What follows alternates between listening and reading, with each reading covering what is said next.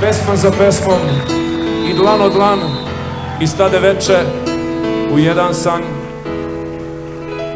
Dragi moji, odlazi cirkus iz vašeg lepog grada.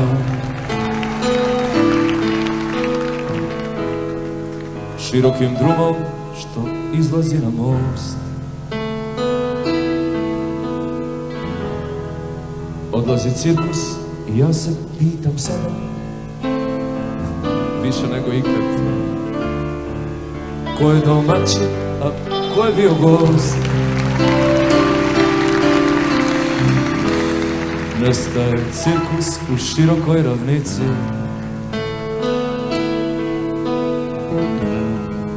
U vedroj noći za njim se srebri trag. Profesor Saša i majstori na žici i tužni parac što bio vam je drag. Da li je sve bilo samo for? Evening. Our cup of stories today is dedicated to the legend which left us just a week ago, but which will be with us for many, many years to come, and we make sure that the generations after us also hear his text and words. Please enjoy the program.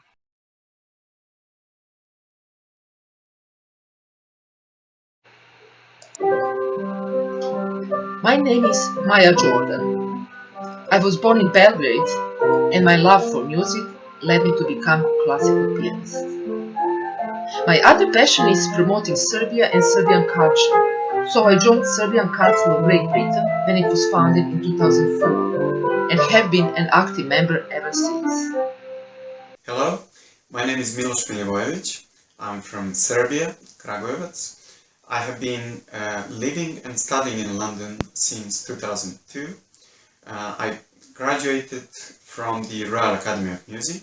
I play the accordion, and music is my life.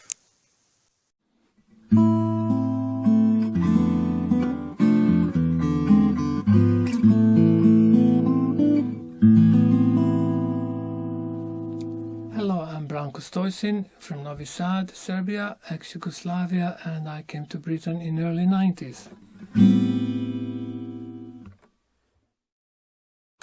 Hello, I'm Maya. I'm originally from Belgrade. I'm an actress, and as a child I moved around quite a bit between Belgrade and London, and I'm now permanently settled in London and have been since 2000. Samrtno I bolno, koliko te volim, uvek mislim na te. My name is Silva. I came to London in 1997 and stayed since then. I have two beautiful girls, and I do miss my land, but I do hope that we can still be able to live in between.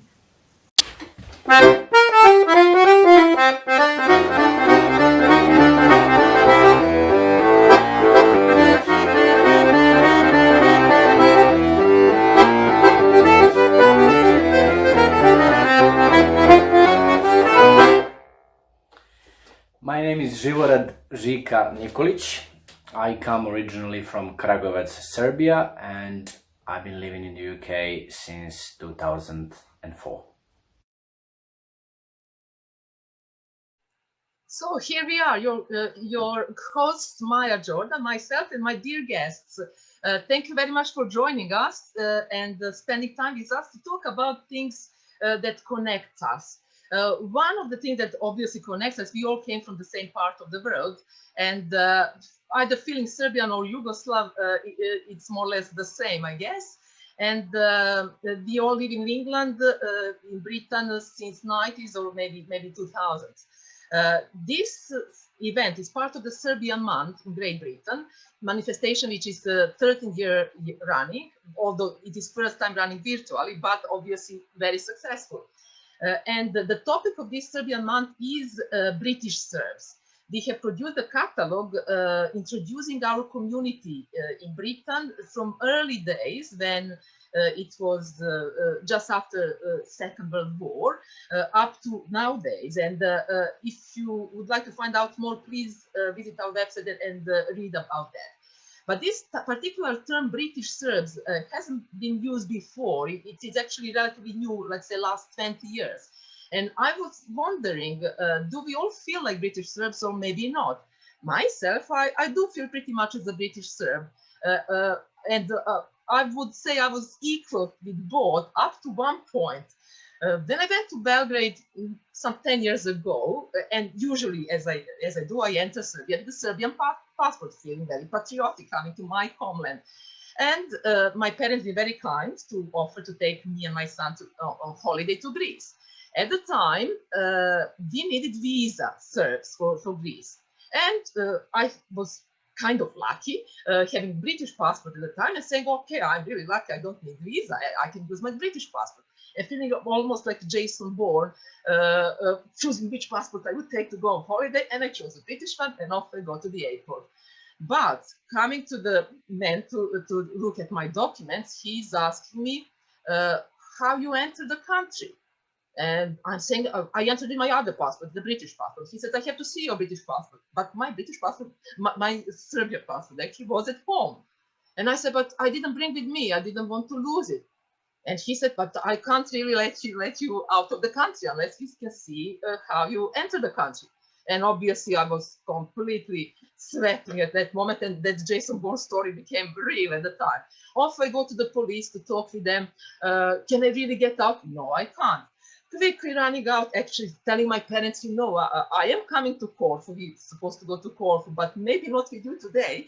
But don't worry, if I miss the plane, I will somehow even walk over the mountains of Albania and swim to the Corfu. I will come up, but maybe a few days later. But don't worry, just you go if I don't come. Off I go, running quickly to the taxi and telling to the taxi driver, I have 15 minutes until gate is closed. So please, can you get me home and back in that time? And luckily, it was my house in Belgrade is nearby motorway, so he was running as crazy. And luckily, it was the morning, early morning, but either taxi was driving really crazy around the other cars. And since then, I never swear on taxi drivers if they cut your road, because you never know who will be in their car and which kind of not saying video, but almost will be in his car. Anyway, he was brilliant. I got the passport, gave him big tips, and managed just 10-15 minutes before gate was closed to squeeze in, and off I go to the court for my parents. And that was the last time I used my Serbian passport to enter Serbia, and I'm going always there as a British citizen from now on. But now as Brexit is happening, who knows, maybe my Serbian passport will be also useful to have it. So that's my story about my identity at the moment. But talking about identity, I would ask Maya Barcot, how you feel about your identity? Well, it's quite interesting because I've sort of spent now more than half my life in the UK. So, and a lot of my formative years were spent in the UK. So I do feel that Britain is my home. However, also my parents are both, so I have Serbian and Croatian, Dalmatian blood in me. So I also feel, and I was brought up Yugoslav. So I feel in terms of identity, I feel that they are both equally my own. And I feel that both are my home. So I can't really extricate one from the other. They're both really intertwined for me. What about Žika? Well, for me, when I am asked this question, I always say I'm Serbian, and this is definitely how I feel. Although, to be honest, this British Serb is something that I'm, close to as well, because nearly half of my life I do live here. And, the home is for me also where the memories are. My both children were born here. So, we can't, escape from that. And also that feeling when you land, coming back from Serbia here, it doesn't feel anymore, like I'm coming to this place where I'm studying and so on. It feels like coming back home too. So I do feel like that, you know, I have my country where I originate from and my adopted country. So this British Serb is a nice term. But yes, I feel very much connected to my roots, to my tradition, and feel Serbian very, very much so. What about Silva, singer?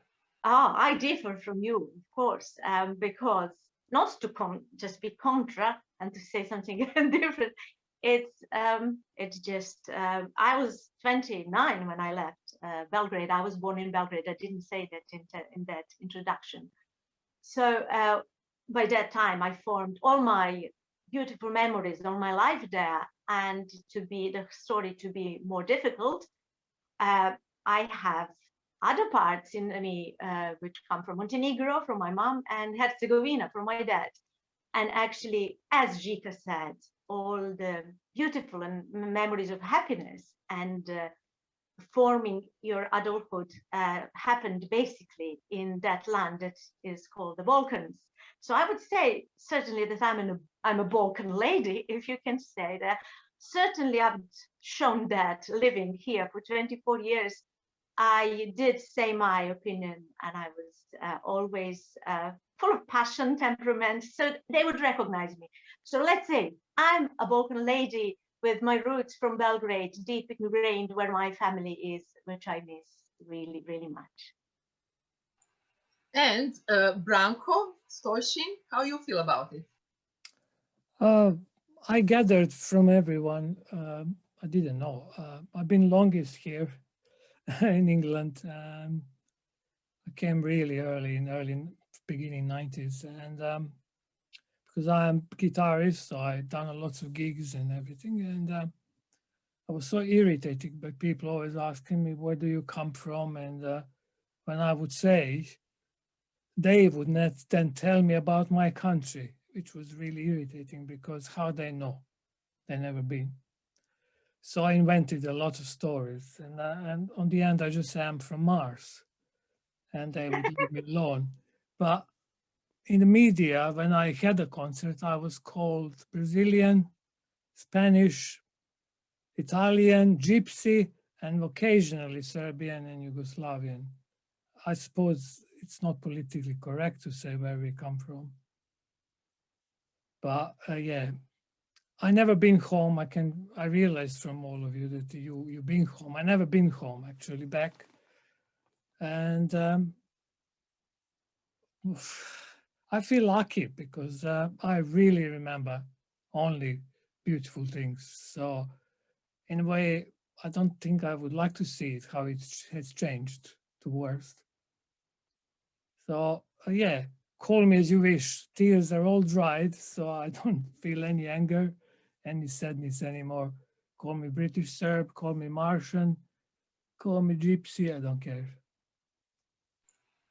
I will stay on you at the moment as long ago you've been really trying hard to promote Nikola Tesla, and when world didn't really know much about it. And I do remember your story when you told us that electrician came to your house, and you did ask him, do you know who actually found the electricity? And obviously he didn't know, and you told him about the Tesla then.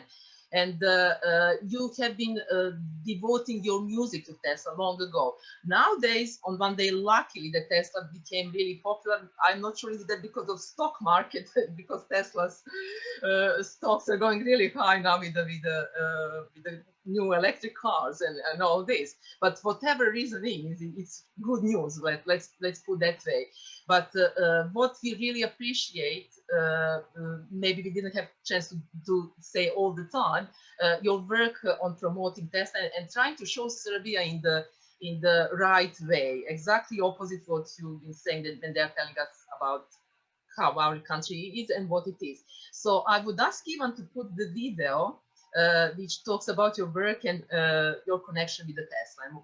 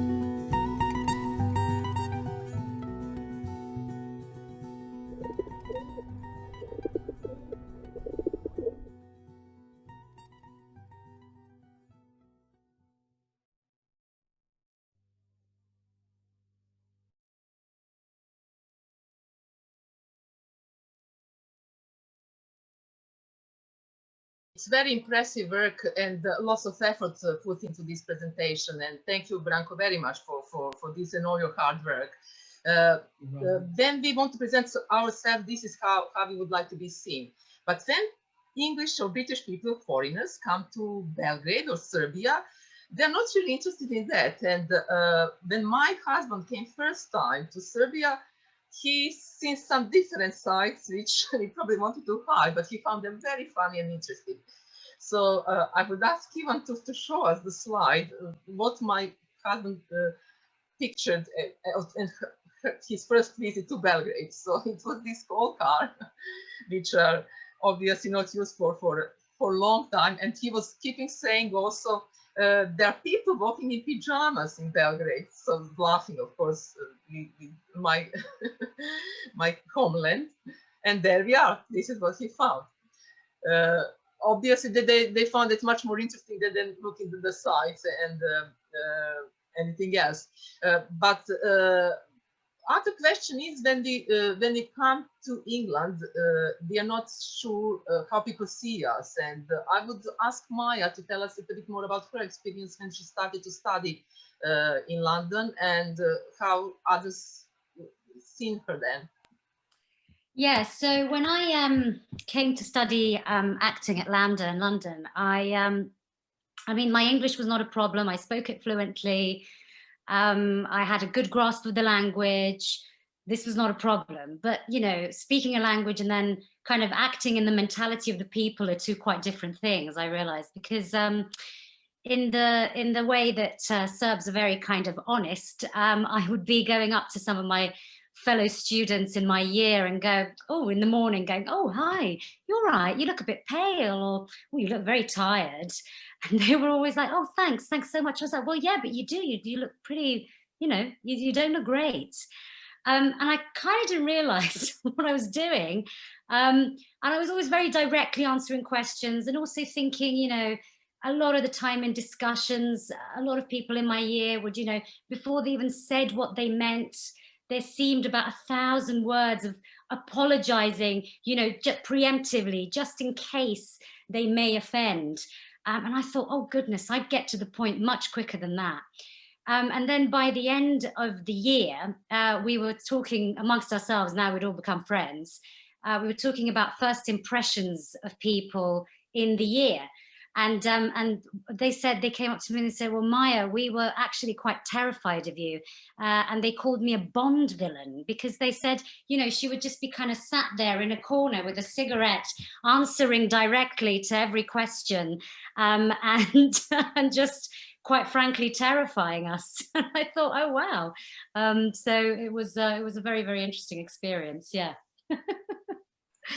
And there is a book from American writer who is talking exactly about that. Can you please tell us more about it and read? Absolutely. So this book is called Grumpy in Belgrade, and it's written by an American man called Chris Farmer, who actually has been living in Belgrade since 2002.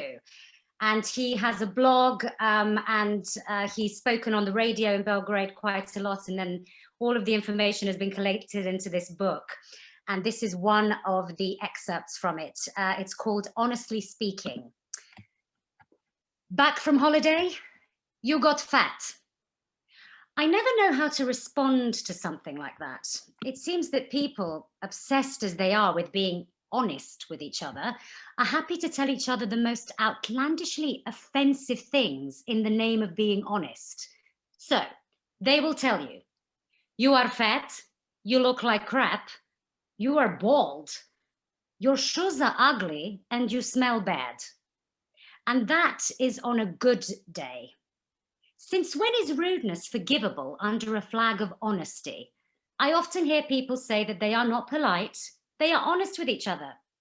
Personally, if it seems absolutely necessary to catalogue my faults, shortcomings, and defects by way of a friendly greeting, then I suppose I could accept it. But is it ever really necessary to say these things? What is the opposite of polite? If we say being honest is its opposite, it means that every time anyone is polite to us, they are lying. This does not seem right. Being polite does not mean telling lies. If I did get fat over the summer, I would not expect someone to tell me that I lost weight. But on the other hand, I'm also quite aware that I got fat. I do not need you or the others to inform me of this. I got fat? Oh God, why didn't anyone tell me? This is often ascribed here to a Serbian versus Anglo-Saxon problem. The typical Anglo-Saxon is non-confrontational. He does not want to offend. He speaks more circuitously. If he has a negative comment to make, he hides it inside a question or phrases it without sharp edges. Commonly, he makes a joke about himself, which might point out some failing on your part. He is not lying to you. He is filtering. In the meantime, the Serbian way is much more direct. He may want to talk to you about his summer holiday on Halkidiki, about his neighbor's dog, or his views on Bus Plus. But first, he establishes that he sees you and notices that you are fat. In a way, it's so obvious to him and everyone else that you got fat, it would be dishonest not to say so. Once that is out of the way, he can get back to the real topic of conversation. This is also true when it comes to simple yes or no questions. I am still left speechless upon walking into a Belgrade shop and asking for some product. They just say, nema. It is direct. It is factual, usually, and it is verbally economic. No excuses are made. No promises of getting new supplies next Tuesday.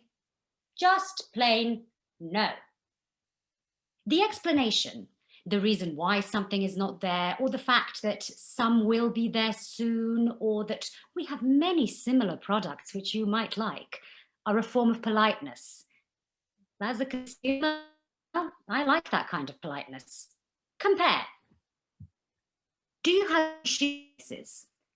I'm sorry, but we don't have any right now. You might try Wilson's next door or pop it a week. We should be getting more by then. Do you have any shoelaces? No. You have nothing else to tell me? You are fat. When politeness is a lie and honesty is the ability to say every rude thing you can think of, then the rules of conversation, such as I learned them, are upside down. Please, if I should accidentally say something that does not offend you, insult you, or bruise your ego, then you must understand. It is because I am a liar. Thank you, Maya. We picked up at the moment those things that foreigners do say and see, but like on the funny way, obviously. And they do see us in the other way, like polite and hostile, and we give them good time too. So it's not only this side. Let's go other way around. And what we expected from Britain when he came, and after being here for so long, how we see Britain. Branco, would you like to tell us how you see Britain now after these years? Well, when I was back at Yugoslavia, I don't know, is that prohibited to say, in Novi Sad, I used to watch a Sherlock Holmes series, maybe you know, and I just fell in love with the English language because the actor of Jeremy Brett, his pronunciation was just amazing, and the whole series. And then I just enrolled in university to learn English and used to watch this series with a sellotape over the title so I can practice English. And that's how I created this image of England. You know, Sherlock Holmes, so sleek, polite, perfectly spoken language and everything. And the first thing I heard when I landed up here in Brixton was, "Hey, give me money." So to be honest, I never actually heard this kind of spoken English ever since I've been here. And I feel like that I left Yugoslavia in the last minute before that dirty nuts of war exploded. I feel same that I came here in the last minute and I kind of saw how actually England was in the good olden days. You know, people used to be polite and say thank you when they meant it and said sorry when they meant it. I think that's all lost. I really think it's all lost. But we mustn't forget that living in London, we shouldn't measure England, I mean Britain, as London, because London is a state on its own. It's very cosmopolitan, very aggressive, very noisy, and but whole Britain is not like that.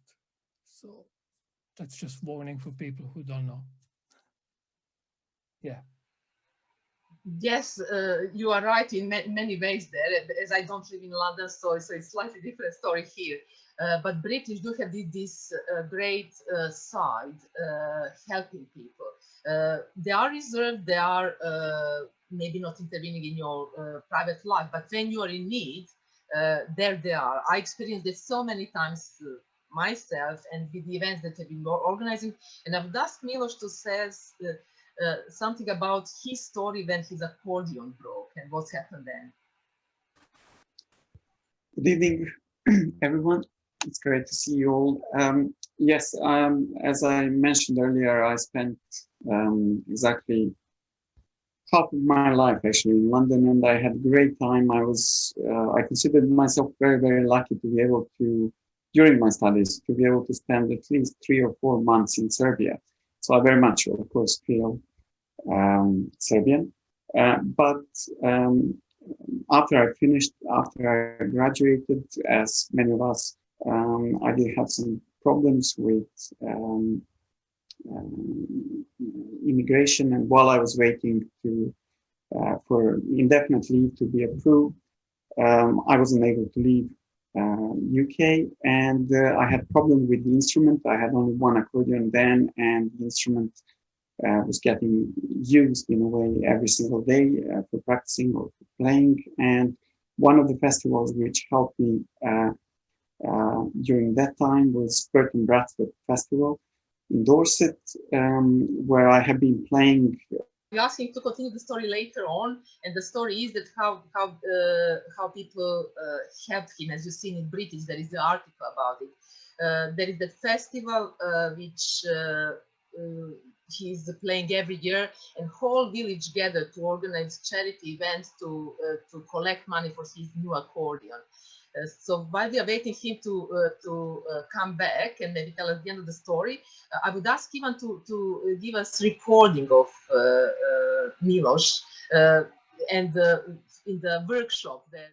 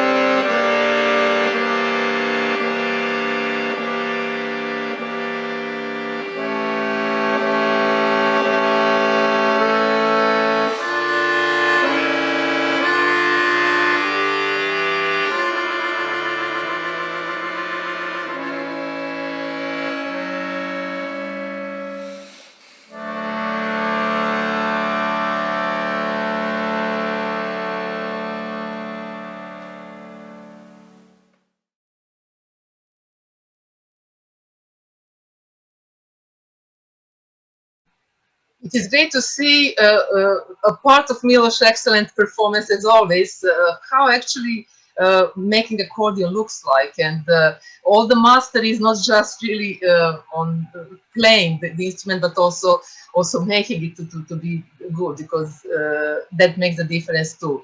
While we are waiting, Miloš, he is connecting at the moment. I would go to Silva and ask her about her memories. She still always has lovely memories from homeland to tell us. And can you tell us a little bit more about what you remember from Balkans? Well, to continue my introduction about myself, I mentioned that, yes, my heart is in my upbringing, and my life was in Belgrade, and all the amazingly beautiful memories and my education happened there. I had a chance to be in Montenegro every single year of my life, even twice sometimes. And through my childhood, I spent their time with my granny. Granny was looking after me quite a lot, maybe more than my mom, sadly to say. But you know how parents would work quite a lot. So they would put me on a plane to Titograd. And yes, I loved playing there in the playgrounds. And that was the best part, actually, when you're not at home for the whole day. And you had to go home to eat and to rest. But one particular day, I just wanted to hide. And it was like this speech, like everything, nothing planned in my life. I just decided to climb the tree. So I climbed that tree, and on the way up, one of the branches fell down. And I realized, how am I ever going to be able to get down? And I tried and tried to try. And then there was my granny, Silva, with a little prick, with a very thin piece of branch, and I saw it straight away, but then she hid it, but she didn't notice that I saw it. Silva, and then I said, hi, I'm just here, and I was at the top of the tree, and I realized that there were two reasons for me to be so scared. She is going to whip my naked legs. I know that's not now correct, but that's what's happening then.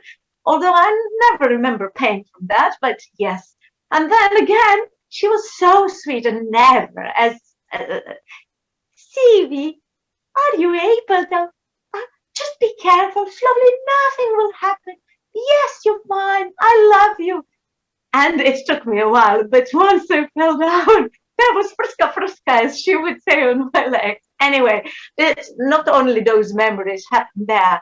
Of course, my first fear or happiness happened in Montenegro. My first kiss and my first encountering of a snake, my fear, the biggest fear in my life. But to connect, when I was in Herzegovina, I managed to actually encounter the deadly one, the very dangerous poskok snake. So I could say, and I can continue later. You know me, I can talk for quite a while. But my memories from those parts of the world were so strong, because it happened when you are a child and when you're encountering things for the first time in your life. So yes, I would connect myself to that stony land of Herzegovina and those honest people there, and expressive and strong and tall. And Montenegro. Yes, I will continue. Let's see whether Miloš is back. Before he comes back, he's trying to connect the audio. You are performing lots of music from that part of the world, and let's ask Ivan to play the prebanda, yeah? Pjesma u zoru by Milan Prebanda on the text of Aleksa Šantić.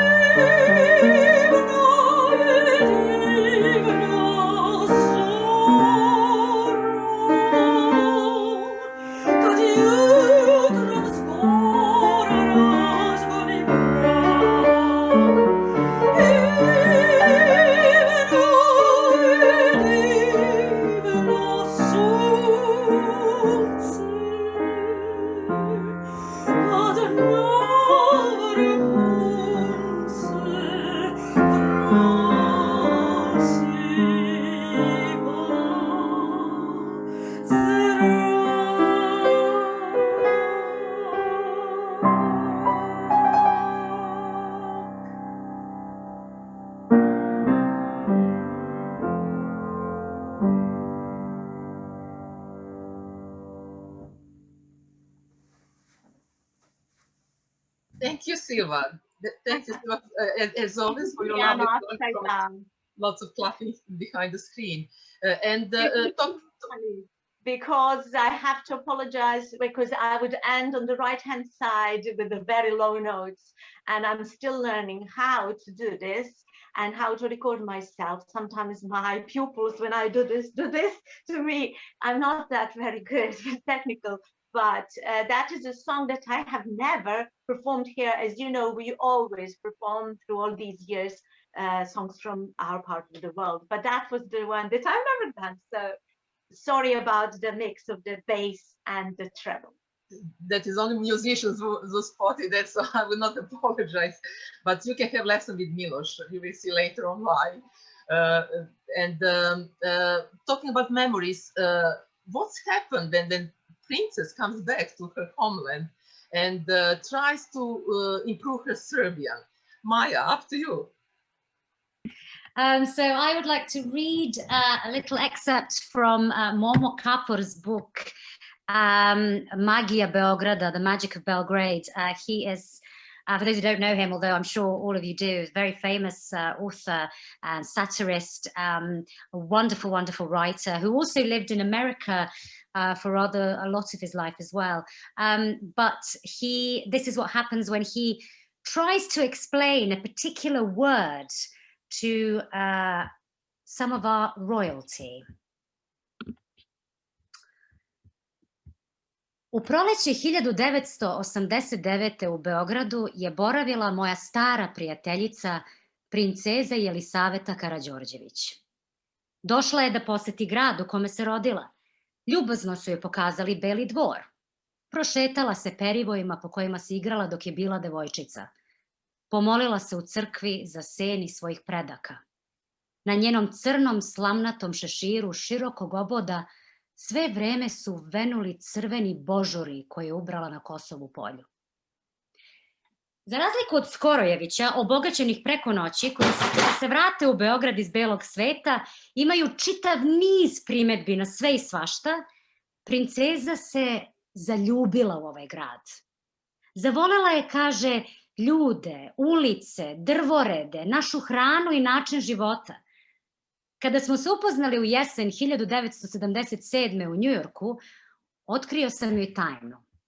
Da sam kao dečak ljubio svaku žabu koju bih uhvatio.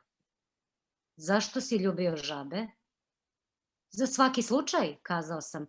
Nikad se ne zna kada će se neka žaba pretvoriti u princezu. U međuvremenu, princeza je naučila da sasvim pristojno govori srpski i da piše ćirilicom.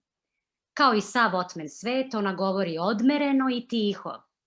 Mi naravno galamimo i pričamo svi u glas. Zbog toga je princeza naučila da kaže nemoj da se dereš. Sedeli smo na jednom brodu restoranu na reci Savi i posmatrali šetače na keju. Sve beogradske devojke izgledale su kao princeze iz nekih začaranih, tajnih novobeogradskih kraljevstava. Setih se kako sam davno jednog dana u restoranu Đino na Lexington Avenue učio princezu da kaže bre.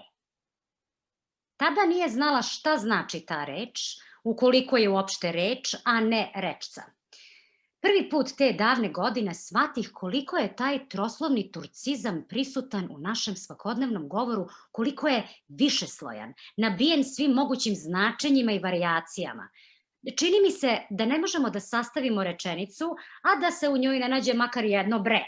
Baš kao kod Bosanaca bolan ili kod Dalmatinaca ono čuveno koje ima 1000 značenja i intonacija. Rečeno sa divljenjem. On je bre ljudina. Podcenjivački. Ma idi bre. Izazivački. Šta je bre? Nežno. Ih bre. S ljubavlju. Ma dođi bre. Prepotentno. Ti će bre da mi kažeš. Filozofski. More bre. Zapanjeno. Otkud sa to bre? Zapovednički. Sviraj bre. Epski. Bre, Ne laži, crni Arapine. Bre, ćutao sam, bre, vikao sam, bre, pretio, badava. Sve zlo, te zlo. Kako uopšte prevesti to malo, a tako značajno bre na bilo koji svetski jezik? A u njemu ima inata, ima prkosa, nežnosti i ležernosti, ima nečeg bundžijskog i obesnog, mangupskog i kabadahijskog. Ono služi da se izrazi odobravanje i divljenje, istovremeno neodobravanje i žaljenje, služi za čuđenje, za poziv i opomenu, za iznenađenje, za podsticanje, hrabrenje, sokoljenje i za preklinjanje. U tom malom bre smo svi mi, sa svim manama i vrlinama. Čini se, ono je naša suština. I da se nekim čudom izgubimo u svetu, izrasli bismo sigurno ponovo iz ta 3 slova. A onda je došlo vreme da se princeza Elisaveta vrati u beli svet. Kazao sam joj da je lepša nego ikada. I to stvarno nije bio puki kompliment. Nemoj da se dereš, rekla je, odlazeći niz Makedonsku ulicu. Ajde bre, rekao sam. Ali me nije čula. Thank you, Maya. That was lovely. I have to say that Greek people have word re, because I lived in Cyprus for a while, so they would understand our bre. So we do have some connection there on the Turkish side. That was lovely. Talking about the princesses, we are lucky today that we have one princess too, Angelia. It is Žika's daughter, and she will sing for us I Dream a Dream. I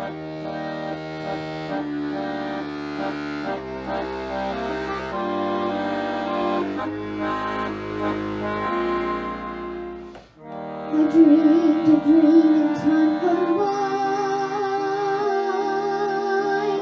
when hope was high, life was again.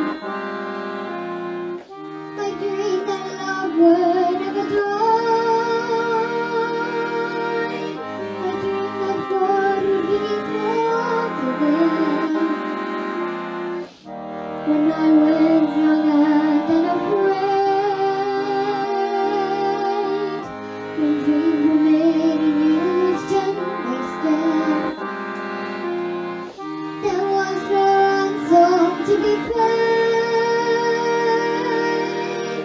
no song unsung, no wine untasted. But that's like this, but like night,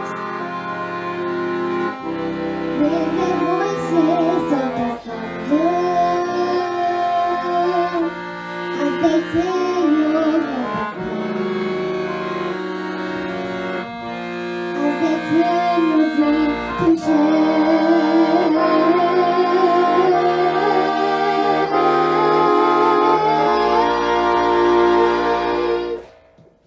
He swept the summer upon my side. He filled my days with endless wonder. He took my childhood in his right, but he was gone when autumn came. And into a dream it comes to me, and I dream a dream. I dream a dream in time gone by, when hope was high, life was again. I dream that love would never die. I dream that God would be so again.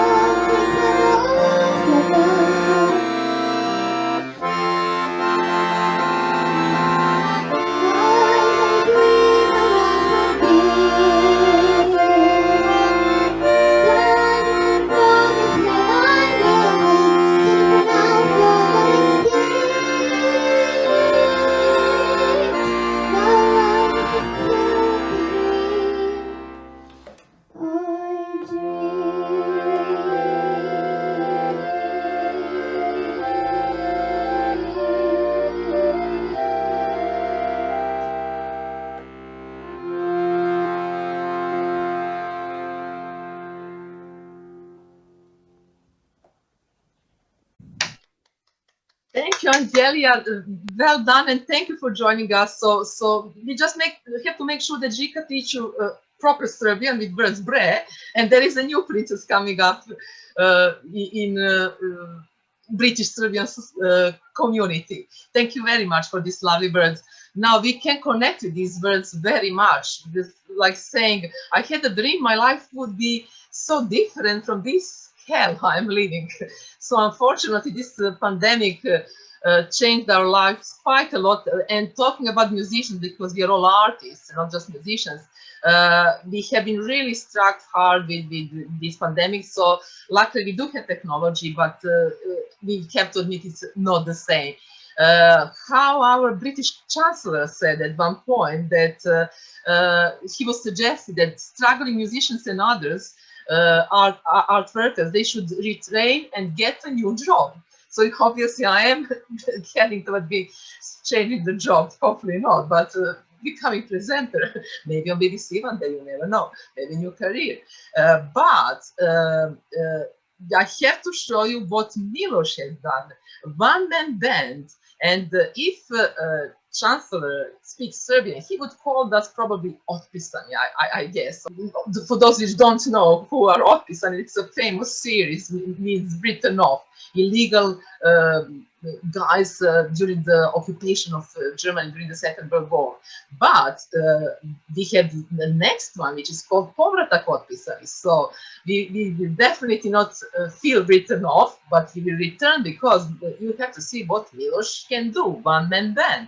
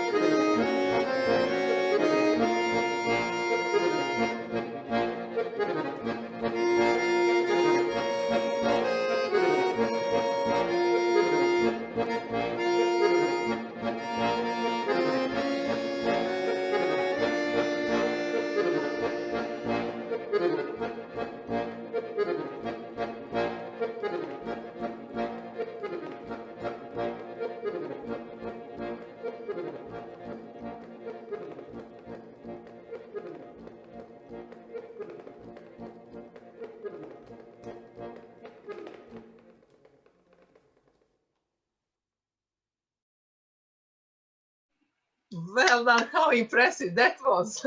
So he is obviously fighting back like with the Tihi and Perle. For those who did watch Otpisani, you would know what I mean. Which at the end, you know how it finished, that they won definitely. And Miloš was also in front line after this announcement from Chancellor. in front of Parliament, together with lots of British musicians and other musicians, to make the point about position of musicians and artists in this time. Can you tell us more about that, Miloš? Musicians and artists have been in difficult positions since March, as all concerts, upcoming concerts last year have been cancelled or moved for this year. Unfortunately, many concerts this year are again cancelled, but there were around 500 musicians in front of Parliament, and we played 1 minute only from host planets. It was a Mars. We played opening of the Mars just for 1 minute to show that music is actually important. Lots of musicians were freelance musicians or members of the orchestras, and London is one of the of course European cities, but it's extremely important cities in the world for music and for recording sessions, and all musicians came together, and it was really powerful event, especially I think the silence, which lasted at least for another minute after we stopped playing, just to show that we do need music, and that we will fight for it. I think. Thank you, Miloš, for being there for all of us, and also for making this point about our position at the moment. Would you like to finish your story about accordion? I did say started about the village who helped you. I would like to hear from your point. As I mentioned, the festival Bertolt Brettstock was actually a festival that I performed there since 2007. In 2014, when I had problems with immigration problems, and it was difficult to actually leave the UK while I was waiting for immigration to be solved. I had a problem with the current instrument, with the accordion, and the village came together and organized fundraising concert to help me to actually purchase new instrument. And it was definitely a day which I will remember forever. And it was wonderful that that happened during that time, which was very difficult for me personally.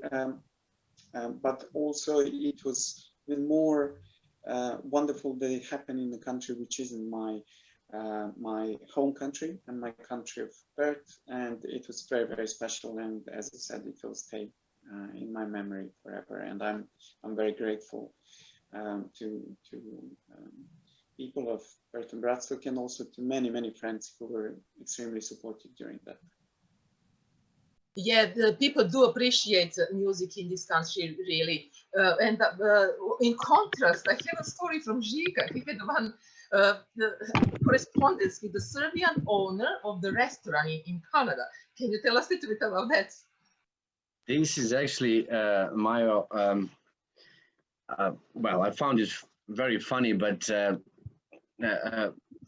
greatly answered at the same time. And I think it adds up really nicely to what Rishi Sunak had said about us musicians having to retrain and change our profession. I'm going to read it for you. I'm sure Maya would do a much better job, but it says, "Hi, we're a small restaurant, a small casual restaurant in downtown Vancouver, and we are looking for solo musicians to play in our restaurant to promote their work and sell their CD. This is not a daily job, but only for special events, which will eventually turn into a nightly event if we get positive response. More jazz, rock, and smooth type music around the world, and mixed cultural music. Are you interested to promote your work? Please reply back as soon as possible." And I love this reply. "Happy New Year. I'm a musician with a big house looking for a restaurateur to promote the restaurant and come to my house to make dinner for my friends and I. This is not a daily job, but only for special events, which will eventually turn into a nightly event if we get positive response. More fine dining, exotic meals, and mixed ethnic fusion cuisine. Are you interested to promote your restaurant? Please reply back as soon as possible." So I think a lot of people, interestingly enough, have this kind of mentality that you know, what we do is just you know, something we do for pleasure, and not realizing, I think, how much education, how much practice, and how much time we put into it, and suggesting something like that, that we just you know, train ourselves and do something completely different. I think you know, no need to comment on that. And you know, I realized this in reality many times. You know, when I joined one of the groups, is called Shakoya. It's a klezmer ensemble, and you know, we play a lot of you know, Jewish community events, and you know, bar mitzvahs and weddings and things like this. You know, and this was the first time when I really realized, you know, I've been as a child to many weddings in Serbia, and I know how musicians are treated over there. And you know, they are the main entertainment providers, and you know, they get fed first. They're looked after really, like, you know, as we say, like kings. And you know, which here most of the time in certain communities, it's not the case. You know, musicians get fed last. You know, so I just think that obviously you know, our council has this mentality as well, and don't take us takes us seriously, you know. Thank you, Zika. And some people are trained to know how to respect musicians, like my husband, because obviously he realized if musicians are not paid, then you'll be trouble. So he knows then musicians in Serbia are performing, you have to give them the tip, especially the gypsy brass band. They will not play for you unless you have a proper tip. So he was learning from very beginning to respect musicians. And we go further. So to put šalu na stranu, the jokes on the side, how we would say, and our profession that does face difficulties, but our profession is also very much appreciated. So Branco, could you please tell us your story, what's happened in your concert during the one of your performances, when somebody who had Parkinson's disease was coming after the concert to you. But before we go to that, I just wanted to mention that donations are very welcome for this event and for the work of Serbian Council. So you don't have to feel obligated, obviously, to give any donations, but whoever feels that musicians deserve some donations, you'll be able to donate through the Serbian Council website. But let's go to the Branco story, and I will find Jika's link. Oh yes, I played 2 years ago at one really nice festival on the Kent Coast, Deal Music Festival, and a solo concert I played, and just 1 hour, and it was sold out. It was really lovely. It was so silent. It was nerve-wracking playing it in such a quiet venue. Anyway, at the end of the concert, a woman came to me, English woman, and said, "I have a very bad Parkinson's disease. You know what is it when you shake? It's terrible disease." And she said, "While I was listening, you're playing, all my symptoms stopped." I was very touched with that. I just gave her a hug. And then when I came home a few weeks later, I was very encouraged by that. And then I thought, I'm going to contact the Parkinson's Society and tell them the story and offer them a music. So maybe they could try with some other patients, but they were not interested at all.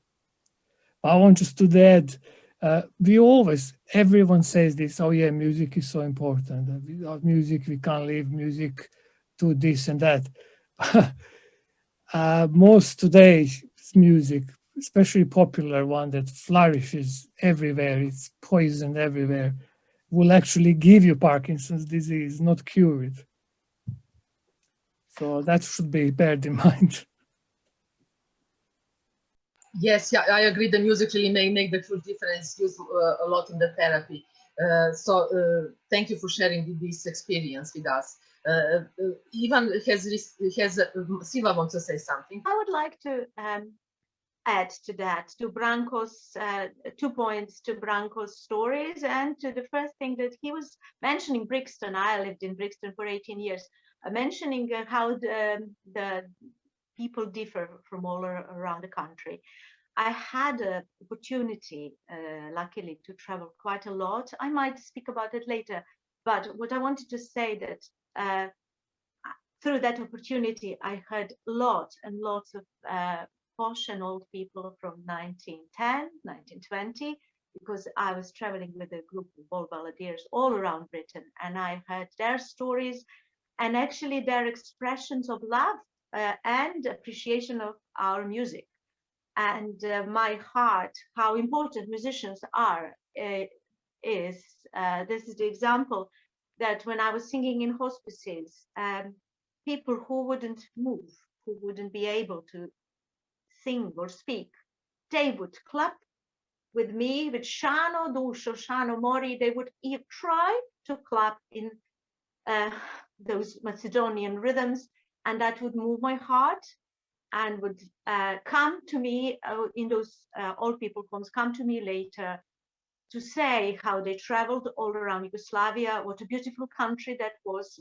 And the first thing that I would hear from all the British people is, oh, what amazing hosts we had. They were so hospitable, they were lovely people, and they all knew where Yugoslavia was. And yes, my boss always presented me as a Yugoslav singer. So that's why I say I'm a Balkan lady. Yes, Branco, I totally agree that that story is heartbreaking when someone who had life-threatening disease comes to you and says, I'm cured. Well done to you. Well done to both of you and all musicians' hard work. We have ready Žika's performance.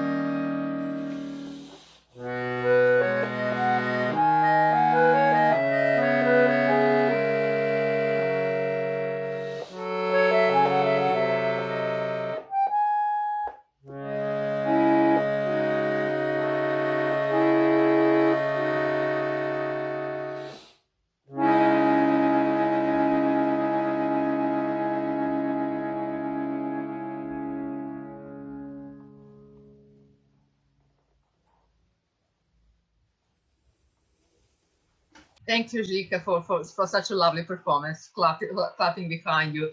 And now you can continue clapping, because next one is a famous Vranjanka song that Branco is performing in his arrangement for guitar.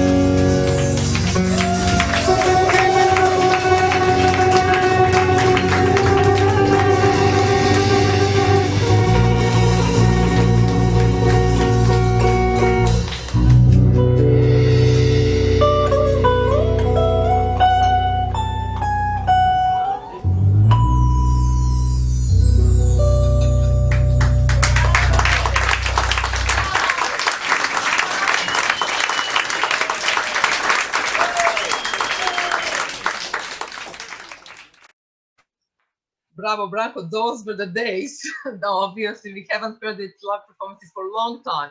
And the Italians were first one to come out on balconies and to sing. And actually, they inspired whole world. And here is Silva singing for us Italian song. Amor di Pastorello, Nutile.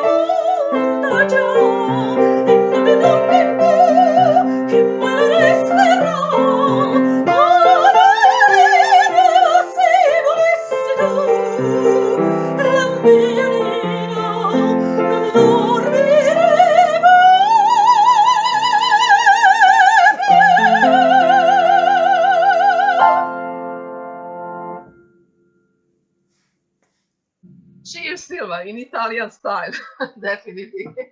Thank you very much for cheering us up. And there is Maya to cheer us up even further, because actors found other ways how to deal with this crisis. Would you like me to say something about that? Okay.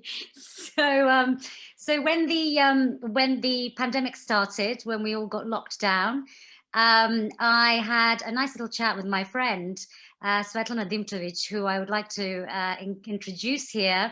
She's a director living in Britain, and she is also Serbian and has worked both in Britain and Serbia, is about to go to Serbia to prepare a play for Bitev. She sent me a card and she said, I think we should collaborate, use this as an opportunity.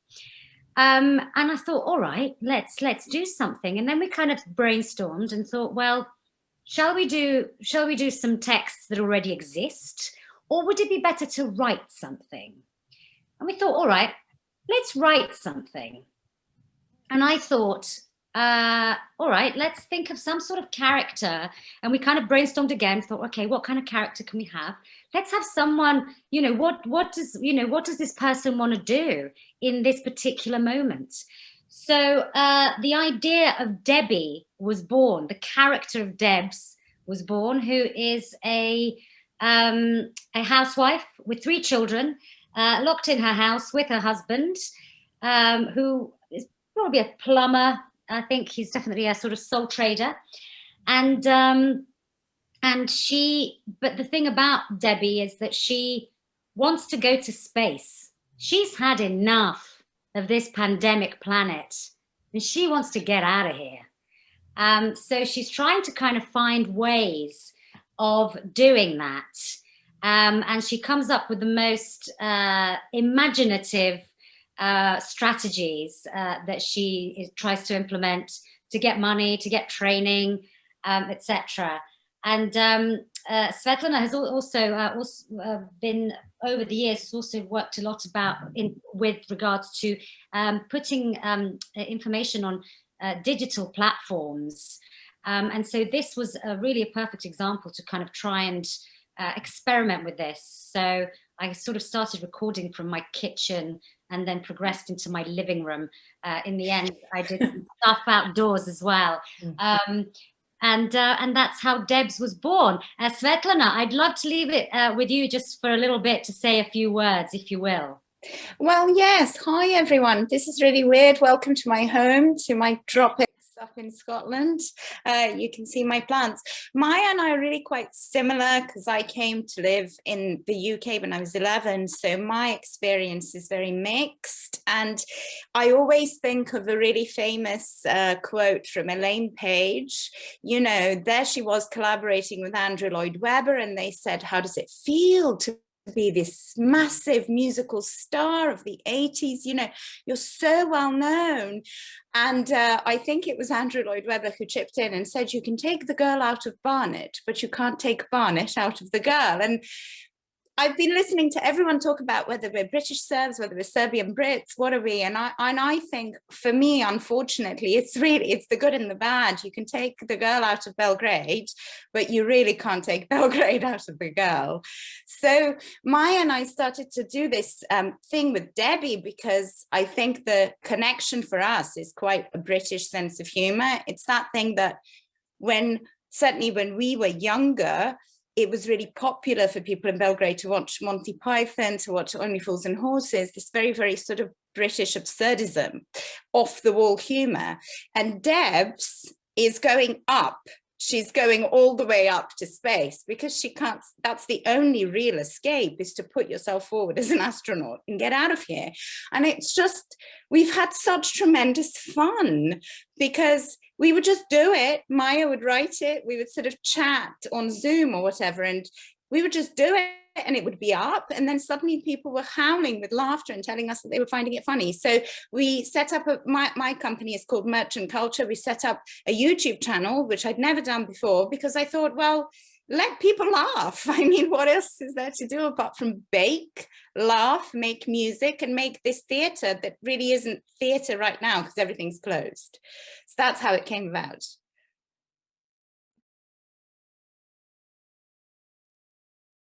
Hi, Deb's here with some very exciting news. So, NASA have launched a new programme called Artemis. They'll be sending the first woman to the moon in 2024. Now, I've gone on their website and there are a few requirements. You've got to be a US citizen. Well, easy. I've got a long lost great uncle who lives in Vegas, so that's not going to be a problem. 2 years of work towards a PhD programme in science, technology, engineering or math. Well, funnily enough, I got an A star in my math GCSE, and over the last couple of years I've been a whiz on eBay and Spock, so I can make that count. A completed Doctor of Medicine or Doctor of Osteopathic Medicine degree. Well, one of my favourite neighbours is an osteopath, so I can ask her the ins and outs of that. Plus, I've got the gift of the gab, so I'll be very confident.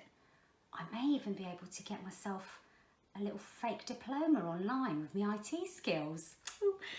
Completion of a nationally recognised test pilot school programme. I have a friend who used to work for Thomas Cook, so she can put me in touch with some pilots, and apparently it's not that difficult to learn anyway. And that's it. I am so up for this, and because I'm a deeply spiritual person, I believe that this is totally meant to be. Don't you think? Wish me luck. Can we come with you, please? It's so easy. It looks pretty I mean, good. it's so simple, right? What else is there? Come on, let's all go to space. Okay, then if we do go all together to space, we do need musicians, obviously, to entertain us. And I would raise this glass for Balašević, to cheer for all musicians and Balašević. And I will ask Silva to have recordings of Silva performing our Starogradske pesme for all musicians and for what music means to all of us and how it connects us. We will talk about Balašević in a minute, but just let's and Silva has a rakia, obviously.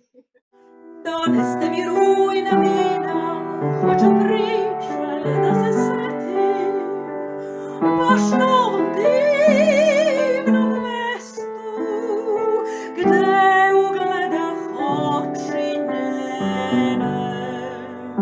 Zaustavite Dunav iz Kozaljke stare, ovo je pesma moja i pesma moje drage, nek nas svuda prate s pesmom rujna vina. Osam tamburaša, sve trovana Fijaker stari ulicama luta i sobom nosi zaljubljeni par. Cele noći sneg polako pada, a dvoje mladi greje srca žar. Cele noći sneg polako pada, a dvoje mladi greje srca žar. Prošla je noć kao kad reptaj i zora rano ostavlja svoj trag. Ja napuštam najmiliju dragu, sve divne noći i taj Sombor grad. Ja napuštam najmiliju dragu, sve divne noći i taj Sombor grad. Žika, what is your favorite traditional song? Oof, my favorite traditional song. This is a tough question.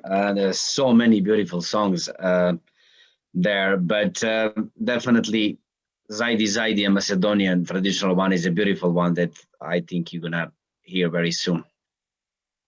Yeah, yeah.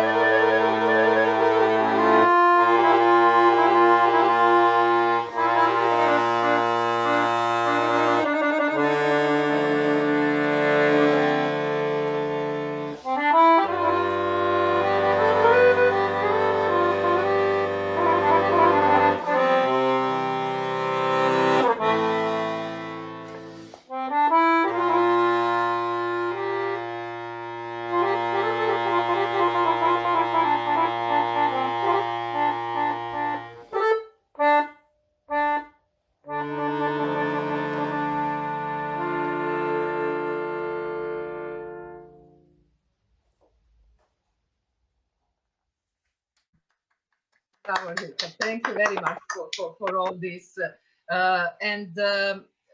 Music connects us all, not just in the Balkans, but music from Balkans has a special meaning to us. And Balašević was the legend who managed to unite us all after all these problems and troubles that we gone through. These events in former Yugoslavia that happened during last 10 days since Balašević is unfortunately gone, show us how music and words and art can connect the people. So we've been all impressed with the memorials that in tributes, not just in Belgrade and Novi Sad, obviously, but in all over former Yugoslavia, in Zagreb, in Split, in Slovenia, in Pula, all these places that mean a lot for us, as Balašević wasn't just a musician. He was a person who was pacifist and against the war, against the politicians, against these divisions, and that showed how powerful all that was. We have some requests here from, not requests, but wish from Mirjana to hear song Život je more. And being a magic musician, she will be able to do that very soon. And I would like just to share with you a few verses that came to our minds when we were talking about Balašević. So I would start with my one.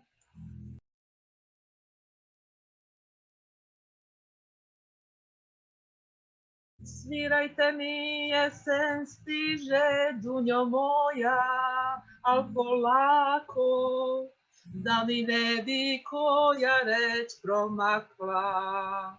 Sklonte čaše i bokale, razbio bih svet od šale, samo da je slučajno od stakla, dunjo moja.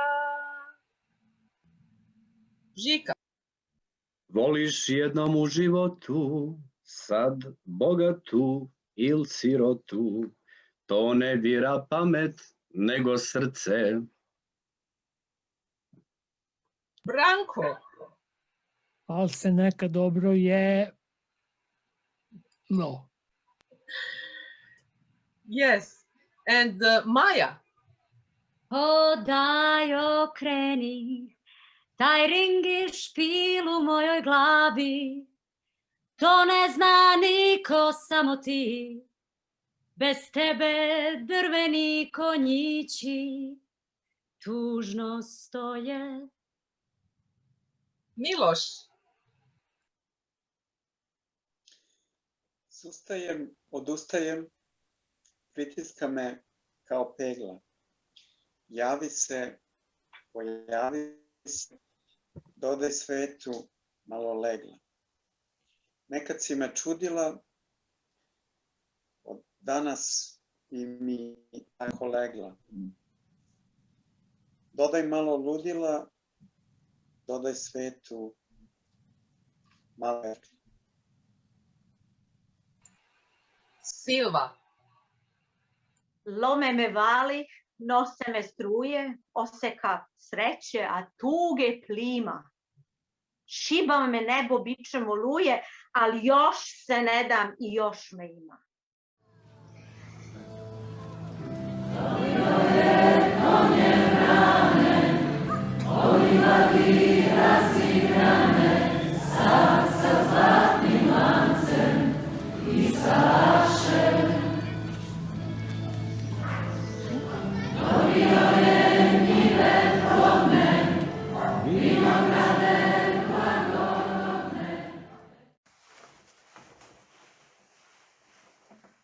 Život je more.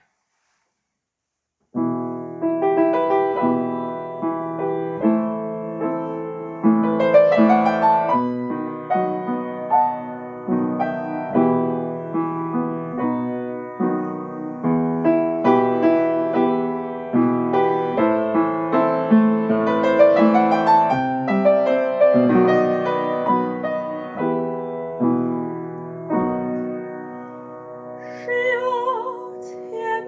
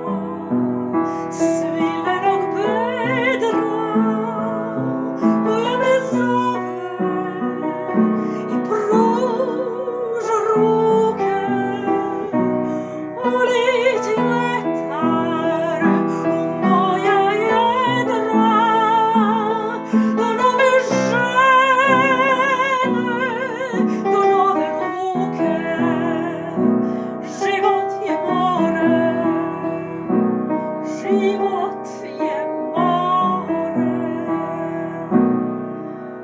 život je more.